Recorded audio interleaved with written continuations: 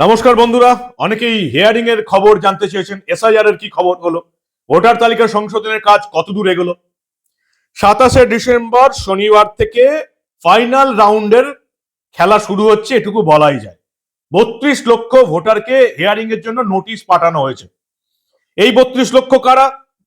যাদের no mapping হয়ে আছে, যাদের নাম, অর্থাৎ কারোর নাম হয়তো 2002 এর ভোটার তালিকায় ছিল না, তার পরিবারের নামও হয়তো 2002 এর ভোটার তালিকায় ছিল না, বা কারো নাম 2002 এর ভোটার তালিকায় ছিল না কিন্তু পরিবারের যে নাম দিয়েছে তার কিছু গন্ডগোল রয়েছে।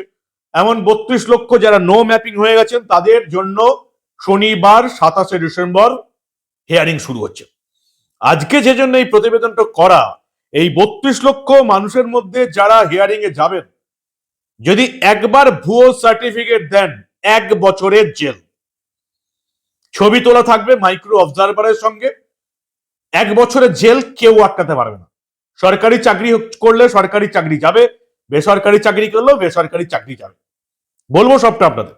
তার আগে আজকে ইলেকশন কমিশন সূত্রে কি কি জানা গেছে সেগুলো একেবারে এক ঝলকে আমি আপনাদের জানাই। ডায়মন্ড হারবারে অফলাইনে আজকে হিয়ারিং এর কাজ হয়েছে, ইআরও ট্রেনিং চলছে, মাইক্রো অবজারভাররা সব জায়গায় পৌঁছে গেছেন। এবং এই যে মাইক্রো অবজারভার, যারা এই রাজ্যের কেন্দ্রীয় সরকারি কর্মচারী, এখনো প্রায় 200 থেকে 250 জন আসেননি, কাজে যোগ দেননি, তাদেরকে শোকজ করা হয়েছে।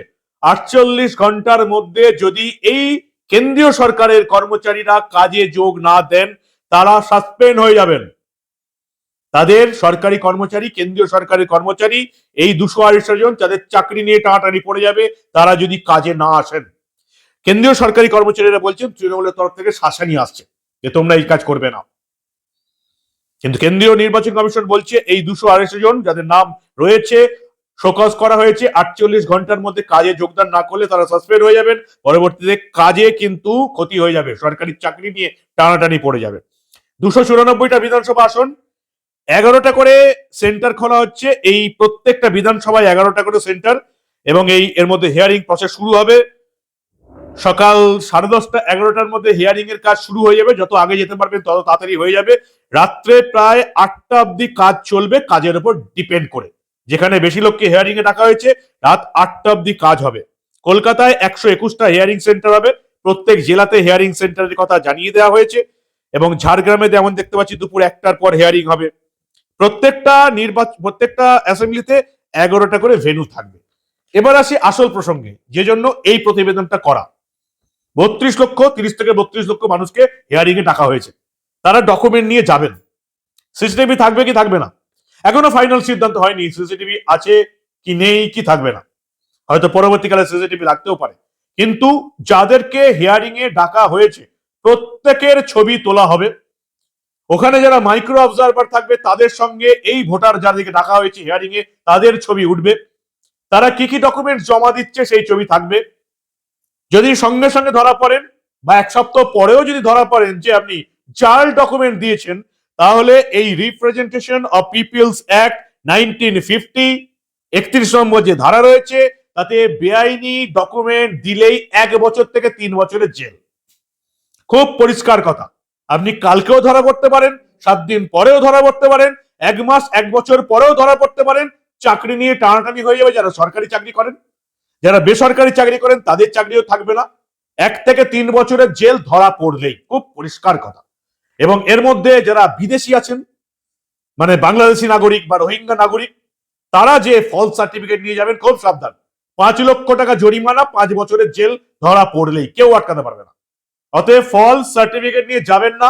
প্রত্যেকের ছবি তোলা থাকবে, সিঙ্গেল ছবি, এবং মাইক্রো অবজারভারদের সঙ্গে ছবি তোলা হবে, তাদের সিগনেচার থাকবে, এবং তাদেরকে হলফনামা দিয়ে ওই সার্টিফিকেট জমা দিতে হবে যার জন্য তাদেরকে হিয়ারিং এ ডাকা হয়েছে। হলফনামা দিয়ে এই সার্টিফিকেট জমা দেওয়ার পর ইলেকশন কমিশন খতিয়ে দেখবে, একদম সঙ্গে সঙ্গে ভোটার তালিকায় নাম উঠে যাবে যদি এই সার্টিফিকেট ঠিকঠাক থাকে। আর যদি নজরে পড়ে যে সার্টিফিকেট ভুয়ো আছে, কালকে নজরে পড়ুক বা 7 দিন পড়ুক বা 1 মাস পরে পড়ুক, ভুয়ো সার্টিফিকেট দিয়ে হিয়ারিং এ গেলি জেল, কেউ আটকাতে পারবে না। যেটুকু আমরা জানতে পারছি যে এই সেকশন 31 ফলস ডকুমেন্ট নিলেই দণ্ডনীয় অপরাধ, 1 থেকে 3 বছরের জেল। এবং কোনো এর মধ্যে যদি কেউ এই ফলস সার্টিফিকেট নিয়ে যারা যাচ্ছেন, এগুলো জেনে বোঝার পরেও যারা এদেরকে ভোটার তালিকায় থাকার জন্য করবেন, তারাও যদি ধরা পড়েন তাহলে তাদেরকেও জেলে যেতে হবে।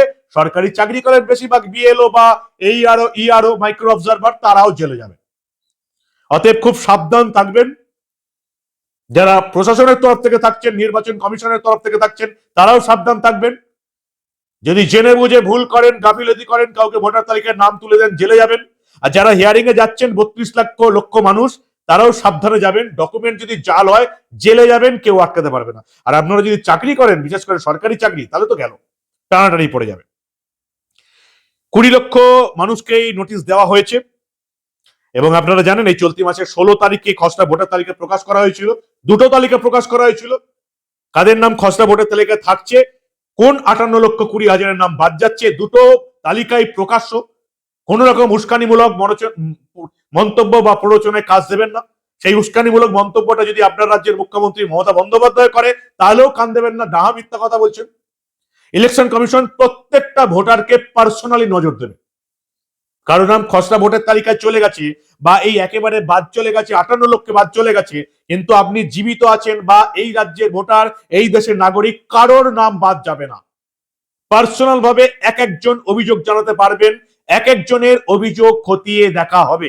নির্বাচন কমিশনের কাজ হচ্ছে যোগ্য ভোটারদের তালিকায় রাখা, অযোগ্য ভুয়ো ভোটারদের তালিকা থেকে বার করা।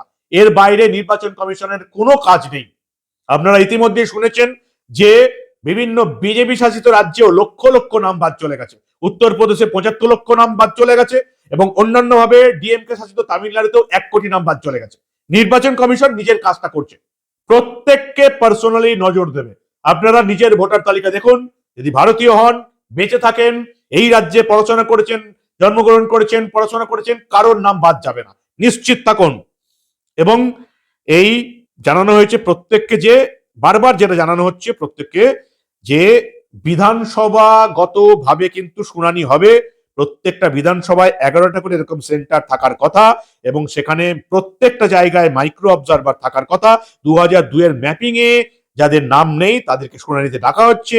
বারবার যেটা ইলেকশন কমিশনের তরফ থেকে বলা হচ্ছে, 31 নম্বর ধারা, রিপ্রেজেন্টেশন অফ পিপলস অ্যাক্ট 1950, ভুয়ো সার্টিফিকেট দিলে কিন্তু জেলে যাবেন।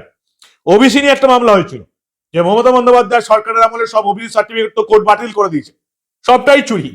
মমতা বন্দ্যোপাধ্যায় সরকার টাকা নিয়েছে আর ওবিসি সার্টিফিকেট বাতিল করেছে। সমস্ত ওবিসি সার্টিফিকেট বাতিল হয়ে গেছে। 2011 পর থেকে কোনো ওবিসি সার্টিফিকেটের ভ্যালু নেই। কয়েকজন মামলা করেছিলেন যে তারা ওবিসি সার্টিফিকেট কি হবে। কলকাতা হাইকোর্ট পরিষ্কার জানিয়ে দিয়েছে এই সিদ্ধান্ত পুরোপুরি নির্বাচন কমিশনের। 2010 সালের মার্চ মাসের পর ওবিসি সমস্ত শংসাপত্র মমতা বন্দ্যোপাধ্যায় সরকারের চুরি দুর্নীতির জন্য বাতিল করে দেওয়া হয়েছে। তারা কোনো সুযোগ সুবিধা ওই সার্টিফিকেট দেখিয়ে পড়াশোনা বা চাকরি ক্ষেত্রে পাবেন না। কিন্তু ভোটার তালিকায় কি হবে না হবে, ওবিসি শংসাপত্র দেখবে কি না, সেই সিদ্ধান্ত পুরোপুরি নির্বাচন কমিশনের হাতে।